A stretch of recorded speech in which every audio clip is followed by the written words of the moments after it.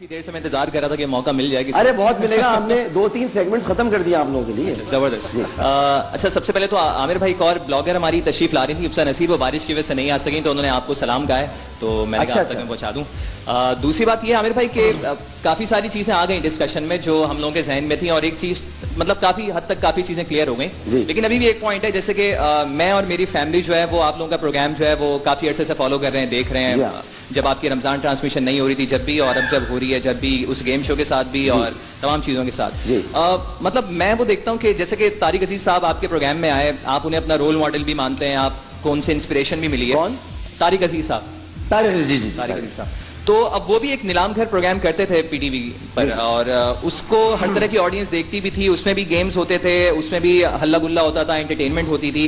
आपका भी इनाम घर माशाल्लाह यहाँ से चल रहा है, लेकिन उसमें होने वाली जो एंटरटेनमेंट है या जो गेम्स हैं वो कभी कभी ऑडियंस को जो है ना वो थोड़ा सा मतलब इस तरह से कहना चाहिए कि इफेक्ट डालते हैं उस पर कि वो एक्सेप्टेबिलिटी वाला एलिमेंट उनमें नहीं आता। जैसे मैं आपको मिसाल दूं, अभी कुछ अर्से पहले जो वो आपका शो हुआ था वो पोल वाला, जिसमें वो गाना गानी थी मोहतरमा, और वो आप जज्बात में आके जो है वो पोल को गले लगा बैठे थे, और देन फिर उसके बाद भी तो वो वीडियो बड़ी वायरल हुई और वो सोशल मीडिया पे ज्यादातर जो है वो घूमती रही जी। जब मैं वो लाइव देख रहा था प्रोग्राम, अपनी फैमिली के साथ बैठा। अच्छा, मेरी फैमिली आपको वैसे ही जो है वो बड़ा मतलब पसंद करती है, और हमारी वालदा खास तौर पे।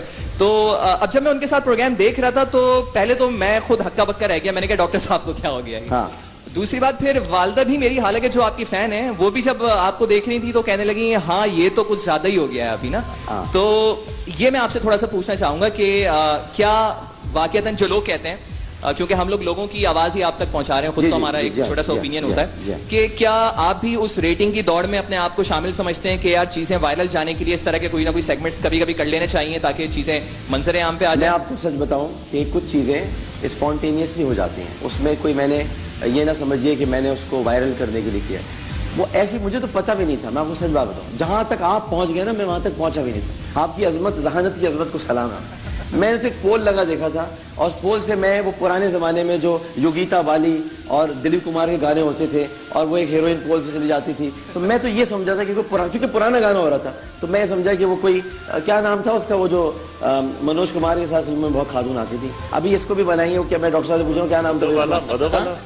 मधुबाला नहीं, मधुबाला नहीं थी, विजंतीमाला। अभी आ जाएगा जहन में नाम, फिर इसको भी लगाएंगे, अभी आ जाएगा नाम जहन में। तो वो जो खातून, मैं ये सोच रहा था कि वो गाना बड़ा पुराना था, तो वो जैसे पहले दरख्तों से नहीं खवातीन चिपक करी, और उसी में बेचारी हाथ तक नहीं देती थी, और उसी में गाना पूरा खत्म हो जाता था। तो मेरा जहन तो इसमें यह था, ये जिस पोल पर गए ना, मैं खुदा की कसम उस पोल पे नहीं गया। इनका जहन जिस पोल पे गया, ये नॉर्थ पोल पे चले गए, मैं साउथ पोल पे खड़ा हुआ। भाई मेरा वो पोल नहीं था, मेरा ये दरख्त वाला पोल था। अब मेरा जहन नहीं गया, मेरे भाई मेरे माँ बाप, अल्लाह नहीं गया। ये तो मुझे पैमरा वालों के उसमें नोट लोगों ने बताया ये वो चीज़ होती है, मैंने कहा ये वो चीज़ होती है, मैं तो वो भी नहीं देखी आज तक क्या चीज़ होती है। तो मुझे बताया गया लोगों ने कि एक पोल ये भी होता है। तो मैं अपने इस अमल पर इस लिहाज से आपसे कहूँगा कि वो स्पॉन्टेनियस था, खुदा का वास्ता उसको कुछ और मत समझिएगा, मैं वैसा आदमी नहीं हूँ, मेरे नज़दीक वो पोल कुछ और पोल था। हाँ, अच्छा डॉक्टर साहब, अच्छा आमिर भाई इसकी क्लैरिफिकेशन